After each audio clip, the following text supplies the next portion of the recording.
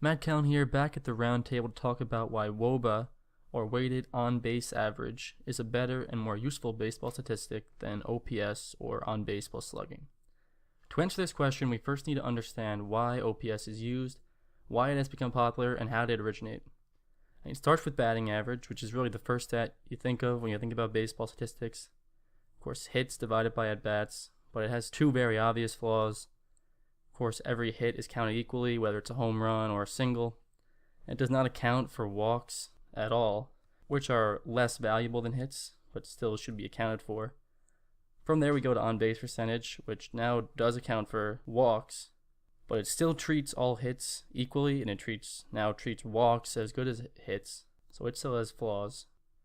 From there we go to slugging percentage, which is good because it now finally weighs hits, but unfortunately it weighs them in a simple 1, 2, 3, 4 style, where a single has a kind of value of 1, double 2, triple 3, home run 4, so that's not perfect by any means.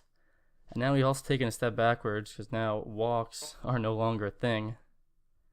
So that leaves us with OPS, a simple addition of on-base plus slugging. It's become one of the more advanced stats to break into the mainstream, simply because it's a simple addition of two pretty traditional stats in on-base and slugging. Very easy to digest. ESPN is promoting it. They've used it as one of their featured stats you see when a player comes up to bat in an ESPN televised game. But it too has flaws. It's taken two, as we said, flawed stats, just adds them together in hopes that they solve each other's problems. But it still has the same problems of incorrect weights that is rooted in slugging percentage. So it incorporates the improper weights of slugging percentage. And an even bigger flaw is that it overrates slugging percentage. Research shows that on-base percentage is around 1.8 times as valuable as slugging percentage. And by simply adding the two, OPS ignores this and incorrectly equates 1 point of slugging to 1 point of on-base. Traditional slash line does have some value, does give a pretty good look at players' contributions to run scoring, but wOBA is honestly more intuitive and it does a better job than OPS. What wOBA does fix, it now properly rates walks, hit by pitches, singles, doubles, triples, and home runs, and it's a formula that creates weights generated by run expectancy of each of these events.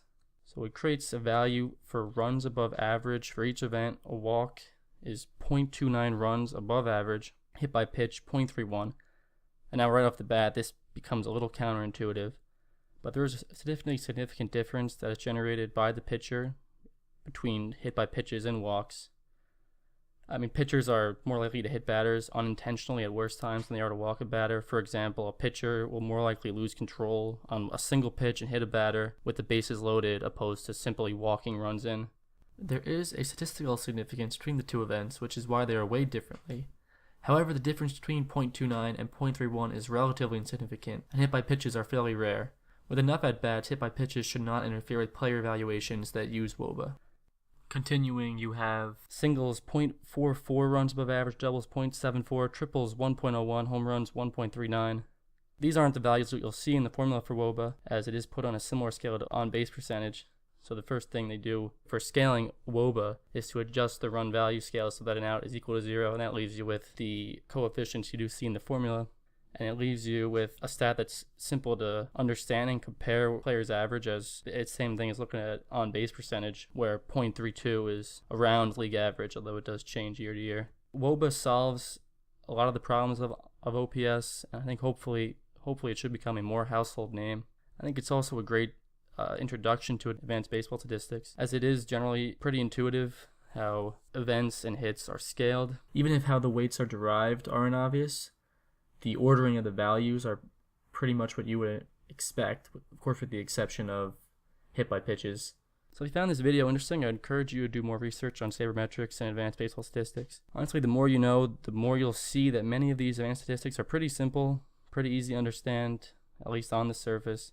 And they do make more logical sense than many traditional statistics. That's it from the RoundTable. If you enjoyed, leave a like, and if you want, please subscribe for more RTT videos covering all things baseball and the Yankees, and of course NBA and college basketball, particularly the Big East as well. Thank you for watching, and have a nice day.